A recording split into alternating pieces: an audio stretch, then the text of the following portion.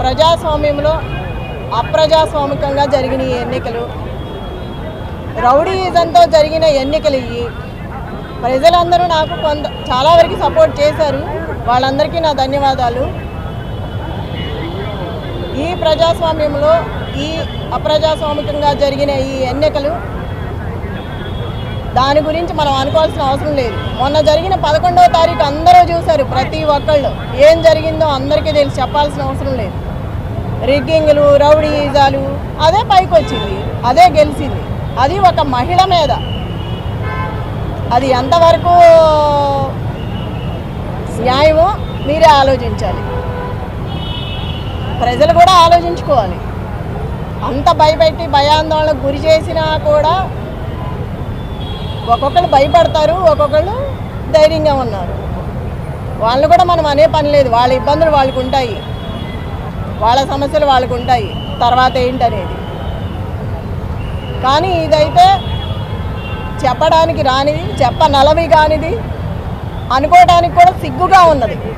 ఇది ఒక మహిళ మీద ఇలా చేయటం, ఇంతమంది వచ్చి ఇంత చేయాల్సిన అవసరం లేదు. ఇంతకుముందు లాస్ట్ ఎలక్షన్ ఎలా జరిగింది, ఈ బై ఎలక్షన్ ఎలా జరిగింది, అన్ని చోట్ల జరిగిన బై ఎలక్షన్స్ ఎలా జరిగినాయి, ఒక రౌడీ రాజ్యంతో జరిగింది ఇది. మీరు అందరు చూసారుగా, ఇంకా చెప్పాల్సిన పనే ఉంది. ఈ రౌడీయిజం చూస్తున్నారు కదా, 3 months నుంచి 4 months నుంచి చూస్తూనే ఉన్నారు. మాట్లాడితే అమ్మాయి మాట్లాడిందంటారు, నవ్వితే నవ్విందంటారు, గట్టిగా మాట్లాడితే ఇవాళ ఎందుకు గట్టిగా మాట్లాడిందంటారు. మనం రౌడీయిజం మాత్రం రోజు చేయొచ్చు. ఒక కార్యకర్తకి అండగా ఉండాలి కదా.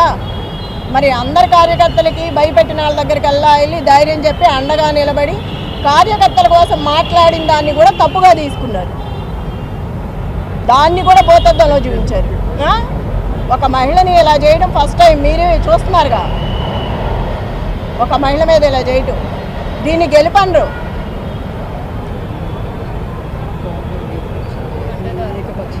అడ్డదారులు వచ్చి అడ్డంగా చేసి, నేను చూసా కదా మొన్న, నేను అడ్డం పడ్డాను, ఎక్కడికక్కడ అడ్డం పడతానే వచ్చాను. చాలా చేసుకుంటూ వచ్చాము. అది కూడా లేడీస్ని చేసుకొచ్చాం. అన్ని చోట్ల లేడీస్మే చేసాము. అంత ధైర్యంగా నిలబడి. షేక్పేట లలిత గారు, యూసఫ్ కూడా బోర్బండ మొత్తం నేను. నువ్వెక్కడ? ఎంఐఎం 4-5 పార్టీలు నిలబడితేనే నా భర్తకి 16,000 చిల్లర వచ్చింది.